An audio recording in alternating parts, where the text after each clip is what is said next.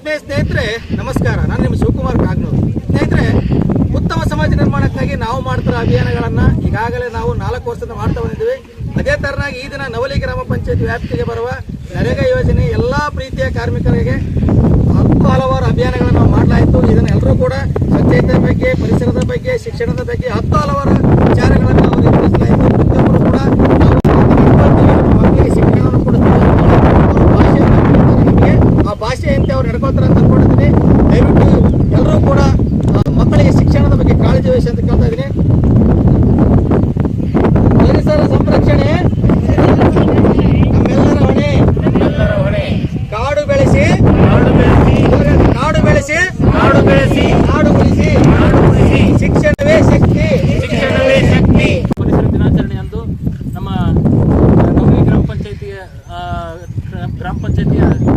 ಪರಿಸರವಾದಿಗಳು, ಶಿಕ್ಷಣ ಪ್ರೇಮಿಗಳು, ಸಮಾಜ ಸೇವಕರು ಆಗಿರ್ತಕ್ಕಂಥ ಶ್ರೀಯುತ ಶಿವಕುಮಾರ್ ಗೌಡ್ರವರು ಇಂದು ನಮಗೆ ನಿನ್ನೆ ಕರೆ ಮಾಡಿ ಜೂನ್ 5 ಪರಿಸರ ದಿನಾಚರಣೆ ಅಂಗವಾಗಿ ತಾವು ಕೂಡ ಬರಬೇಕು, ಬಂದು ಏನು ಗಿಡಕ್ಕೆ ನೀರಿರುವ ಕಾರ್ಯಕ್ರಮ ಆಗಿರ್ಬೋದು ಅಥವಾ ಪರಿಸರ ಕಾಳಜಿಯನ್ನು ಮೂಡಿಸುವಂಥ ಕಾರ್ಯಕ್ರಮಗಳನ್ನು ನಾವು ಮಾಡೋಣ ಬನ್ನಿ ಅಂತ ಕೇಳ್ಕೊಂಡಿದ್ದರು. ಅವರೊಂದು ಕರೆಗೆ ಹೋಗ್ಬಿಟ್ಟು ಇಂದು ನಾನು ಈ ಒಂದು ಸಂದರ್ಭದಲ್ಲಿ ಒಂದು ಮಹತ್ತರವಾದ ಕಾರ್ಯಕ್ರಮದಲ್ಲಿ ಭಾಗವಹಿಸಿದ್ದೇನೆ. ಪರಿಸರ ಎಲ್ಲರಿಗೂ ಎಷ್ಟು ಮುಖ್ಯ ಅಂತೇಳಿ ತಮಗೆಲ್ಲರಿಗೂ ನಾವು ಬದುಕಪ್ಪ ಅಂತ ಪರಿಸರ ಅನಿವಾರ್ಯ. ಅದನ್ನು ನಾವೆಲ್ಲರೂ ಕೂಡ ನಾವು ಬರೀ ಏನು ಹಿಂದೆ ಬಿದ್ದು ದುಡ್ಡು ಗಳಿಸೋದು ಅದೊಂದೇ ವಿಚಾರ ಇರ್ಬೋದು. ಅದು ಬದುಕಿಗೆ ಅತ್ಯವಶ್ಯಕ. ದುಡ್ಡು ಕೂಡ ನಮ್ಮ ಜೀವಿಸಲಿಕ್ಕೆ ದುಡ್ಡು ಎಷ್ಟು ಮುಖ್ಯನೋ ಅದ್ರ ಜೊತೆಗೆ ಇಂಥವು ಕೂಡ ನಾವು ಸ್ವಲ್ಪ ಕಾಳಜಿಯನ್ನು ಬರೆಯೋಣ. ಏನು ನೀರಿನ ಮಿತ ಬಳಕೆ ಆಗಿರ್ಬೋದು, ಏನು ಅರಣ್ಯವನ್ನು ಕಾಪಾಡಿಕೊಳ್ಳೋದ್ರಲ್ಲಿ ಆಗಿರ್ಬೋದು, ಏನು ನಮ್ಮ ಮೂಲಭೂತ ಏನು ಪರಿಸರ ಸೌಕರ್ಯಗಳಿದಾವಲ್ಲ ಅವನ್ನೆಲ್ಲವೂ ಕೂಡ ಅದರ ಬಗ್ಗೆ ಕಾಳಜಿಯನ್ನು ಮೆರೆತಕ್ಕಂಥದ್ದು ಅದ್ರ ಜೊತೆ ನಾವು ಕೂಡ ಮಾಡಬೇಕಾಗಿರ್ತದೆ. ಅದು ಎಲ್ಲರ ಜವಾಬ್ದಾರಿ ಕೂಡ ಹೌದು.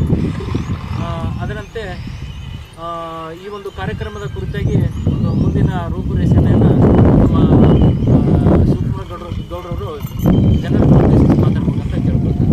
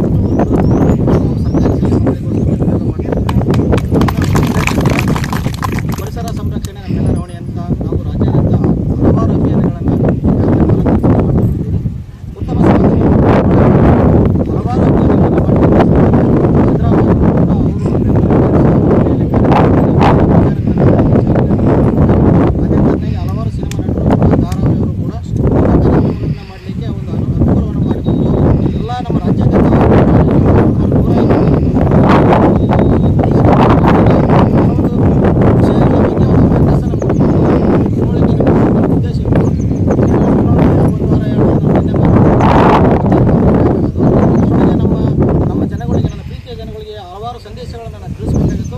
ಆ ಕಾರಣಕ್ಕೋಸ್ಕರ ನಾನು ಬುಧವಾರ ಮಾಡಬೇಕು ಅನ್ಕೊಂಡಿದ್ದೆ. ಬಟ್ ಪರಿಸರ ದಿನಾಚರಣೆ ಕಾರಣಕ್ಕೋಸ್ಕರ ಇವತ್ತು ನಾನು ನಿಮಗೆ ಹಲವಾರು ವಿಷಯಗಳನ್ನು ನಿಮಗೆ ತಿಳಿಸಲಿಕ್ಕೆ ಇಷ್ಟಪಡ್ತೀನಿ. ಆದರೆ ಆ ವಿಚಾರಗಳಲ್ಲಿ ಏನು ವಿಶೇಷ ಇದೆ ತಿಳ್ಕೊಳ್ಳಿ. ನಿಮಗೇನಾದ್ರು ಡೌಟ್ ಇದ್ದರೆ ನನ್ನ ಕೇಳಿ. ಆದರೆ ನಾವು ಹೇಳೋ ಪ್ರತಿಯೊಂದು ವಿಚಾರಗಳು ಕೂಡ ನಿಮ್ಮ ಮಕ್ಕಳ ಜೀವನಕ್ಕೆ, ನಿಮ್ಮ ಜೀವನಕ್ಕೆ, ನಿಮ್ಮ ಮುಂದಿನ ಮಕ್ಕಳ ಭವಿಷ್ಯದ ಜೀವನಕ್ಕೂ ಕೂಡ ಅದು ಸಹಕಾರಿಯಾಗುತ್ತೆ. ಆ ಕಾರಣಕ್ಕೆ ದಯವಿಟ್ಟು ಎಲ್ಲರೂ ಕೂಡ ನಾವು ಮಾಡ್ತಕ್ಕಂಥ ಅಧ್ಯಯನ ಮೊದಲಾಗಿ ಪರಿಸರ ಸಂರಕ್ಷಣೆ ನಮ್ಮೆಲ್ಲರ ಹೊಣೆ. ಯಾಕೆ ನಾವು ಪರಿಸರ ಸಂರಕ್ಷಣೆ ಮಾಡಬೇಕು? ಇತ್ತೀಚಿನ ದಿನಮಾನಗಳಲ್ಲಿ ಹಿರಿಯರು ಹೇಳ್ತಾ ಇದ್ರು, ಅವಾಗೆಲ್ಲ ಮಳೆ ಭಾರಿ ಬರ್ತಾವೆ, ಹಿರಿಯರ ನಮ್ಮ ಕಾಲದ ಮಳೆ ಭಾಳ ಇರ್ತಿತ್ತು. ಈ ಮಳೆನಲ್ಲಿ ಯಾಕೆ ಮಳೆ ಇಲ್ಲ ಅಂತಂದರೆ ಪರಿಸರ ನಾಶವನ್ನು ನಾವು ಮಾಡ್ತಾ ಇದ್ದೀವಿ. ಸಿಟಿಗಳು ಬೆಳೀತಾ ಇದ್ದೀವಿ, ಗಿಡಗಳನ್ನು ಬೆಳೀತಾ ಇದ್ದೀವಿ. ಹೊಲದಲ್ಲಿ 4 ಗಿಡ ಕೂಡ ಸರಿಯಾಗಿ ಬೆಳೆಯಲ್ಲ. ಪರಿಸರ ನಾಶವನ್ನು ನಾವು ಮಾಡ್ತಾ ಇದ್ದೀವಿ. ಆದರೆ ಪರಿಸರ ನಾಶದಿಂದ ನಮಗೆ ಮಳೆ ಬರ್ತಾ ಇಲ್ಲ ಅಂತಕ್ಕಂಥದ್ದು ಭಾಳಷ್ಟು ಜನಕ್ಕೆ ಗಮನವಿದೆ. ಆದ ಕಾರಣಕ್ಕೆ ದಯವಿಟ್ಟು ಎಲ್ಲರೂ ಕೂಡ ಮನೆಗೊಂದು ಮರವನ್ನು ನೆಡ್ತಕ್ಕಂಥ ಕೆಲಸವನ್ನು ಮಾಡಿ, ನಿಮ್ಮ ಹೊಲಗಳಲ್ಲಿ ಗಿಡಗಳನ್ನು ನೆಡ್ತಕ್ಕಂಥ ಕೆಲಸವನ್ನು ಮಾಡಿ ಪರಿಸರ ಸಂರಕ್ಷಣೆ ಮಾಡಬೇಕು. ಜೂನ್ 5ನೇ ತಾರೀಕು ಬಂತು, ಅಧಿಕಾರಿಗಳು ಬರ್ತಾರೆ, ಎಲ್ಲರೂ ಅವರು ಬಂದು ನೀರು ಹಾಕ್ತಾರೆ, ಗಿಡ ಹಾಕ್ತಾರೆ. ಆದರೆ ಪ್ರತಿಯೊಬ್ಬರು ಕೂಡ ಜೂನ್ 5 ಪ್ರತಿದಿನನೂ ಕೂಡ ನಾವು ಜೂನ್ 5 ಅಂತ ಪರಿಗಣನೆ ಮಾಡಿಕೊಂಡ್ರೆ ಪ್ರತಿದಿನನೂ ಕೂಡ ನಮ್ಮ ಮನೆ ಮುಂದಿರ್ತಕ್ಕಂಥ ಗಿಡಗಳಾಗಿರಲಿ, ಹೊಲದಲ್ಲಿ ಗಿಡಗಳಾಗಲಿ ಅವ್ರು ಪೋಷಣೆ ಮಾಡ್ತಕ್ಕಂಥ ಕೆಲಸ. ಹಾಗೆ ಎಲ್ಲರೂ ಕೂಡ ಪರಿಸರ ಸಂರಕ್ಷಣೆಯನ್ನು ಮಾಡಬೇಕು. ಪ್ರತಿಯೊಬ್ಬರು ಒಂದೊಂದು ಗಿಡವನ್ನು ಹಚ್ಚಬೇಕು. ನೀವು ಈಗ ನೆಟ್ಟ ಹಣ್ಣಿನ ಗಿಡಗಳು ಮಕ್ಕಳ ಕಾಲಕ್ಕೆ ಹಣ್ಣುಗಳಾಗಿ ನಮ್ಮ ಹಚ್ಚ ಗಿಡ ಆಗಿರ್ತಕ್ಕಂಥ ಗಿಡದ ಹಣ್ಣನ್ನು ಇತ್ಯಾದಿ ಅಂತೇಳಿ ನಿಮ್ಗೆ ನೆನೆಸ್ತಾರೆ. ಎಲ್ಲರೂ ಕೂಡ ಗಿಡಗಳನ್ನು